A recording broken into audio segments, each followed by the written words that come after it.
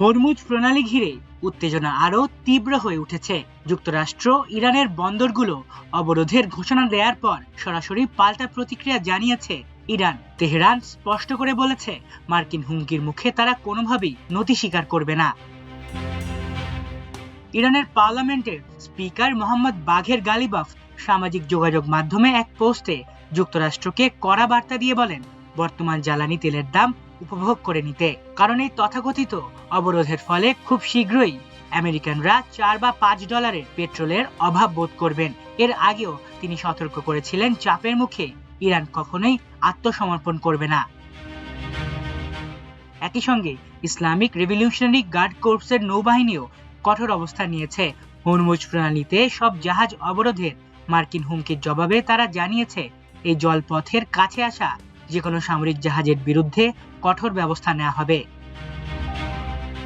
ইরানের পার্লামেন্টের জাতীয় নিরাপত্তা কমিশনের মুখপাত্র এব্রাহিম রেজাই ট্রাম্পের এই হুমকিকে ফাঁকা বুলি বলে উড়িয়ে দিয়েছেন। তিনি বলেন, পরিস্থিতি সামরিক দিকে মোড় নিলে তেহরান তার জবাব দেওয়ার জন্য সম্পূর্ণ প্রস্তুত।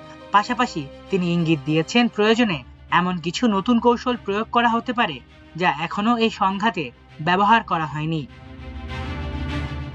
এদিকে সেন্ট্রাল কমান্ড বা সেন্টকম জানিয়েছে, ওমান উপসাগর এবং হরমুজ প্রণালীর পূর্বে আরব সাগর অঞ্চলে চলাচলকারী সব ধরনের নৌযানের ওপর অবরোধ আরোপ করা হতে পারে।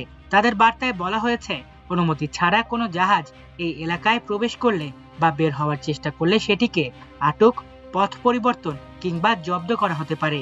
এক্ষেত্রে জাহাজটি কোন দেশের পতাকাবাহী সেটি বিবেচনায় নেওয়া হবে না। তবে মার্কিন বাহিনী জানিয়েছে, হরমুজ প্রণালী দিয়ে ইরান ছাড়া অন্য কোনো দেশে যাতায়াতকারী নিরপেক্ষ জাহাজের চলাচলে তারা বাধা দেবে না। তবুও সামগ্রিক পরিস্থিতি নিয়ে উদ্বেগ বাড়ছে আন্তর্জাতিক মহলে।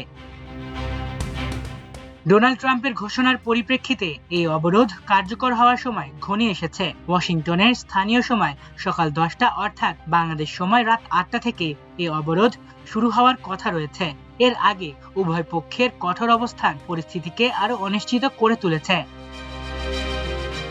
সব মিলে হরমুজ প্রণালী ঘিরে এই পাল্টাপাল্টি হুমকি এখন শুধু আঞ্চলিক নয়, বরং বৈশ্বিক জ্বালানি বাজার ও নিরাপত্তা পরিস্থিতির উপর বড় ধরনের প্রভাব ফেলতে পারে বলে আশঙ্কা করছেন বিশ্লেষকরা। পরিস্থিতি যেদিকে এগোচ্ছে তাতে যে কোনো সময় নতুন করে বড় ধরনের সংঘাতের আশঙ্কা উড়িয়ে দেওয়া যাচ্ছে না। মাল্টিমিডিয়া ডেস্ক, আমার দেশ।